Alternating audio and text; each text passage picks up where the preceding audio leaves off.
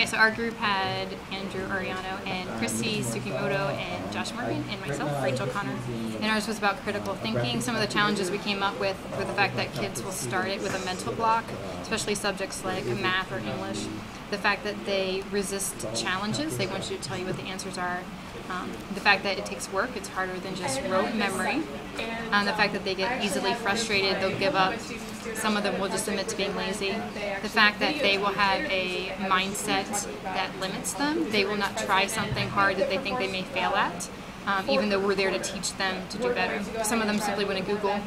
Some of them want to see relevance. If it's not relevant to what they're doing in the real world, then why do it? The fact that sometimes critical thinking is hard to measure. And the last one, the fact that sometimes we get so excited about one or two students thinking with us that we'll leave the majority behind.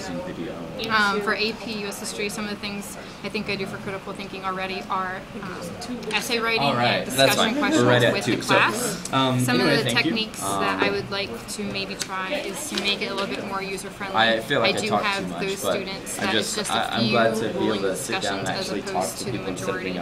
So the idea of using the website to get them all involved, and they have to chart their progress. And I think that's what I'm going to try.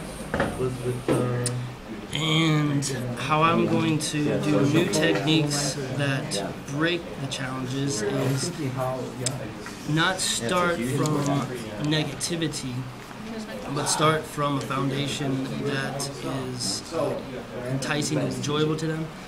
So in talking with some other teachers, I found that to not mention traditional research paper, but to talk from the foundation of topics that interest you, and then to discuss those, research those, and in the process hide from them the challenges, but work from the areas of interest. And in that process, they will already be learning the techniques that they need to become proficient in research.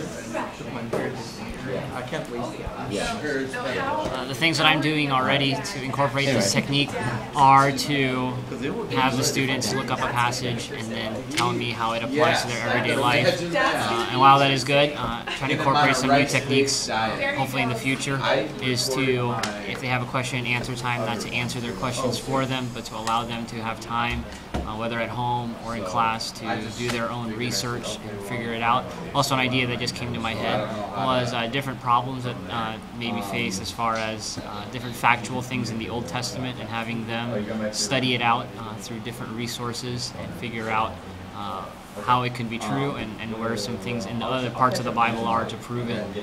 So that's what I'm going to try to do.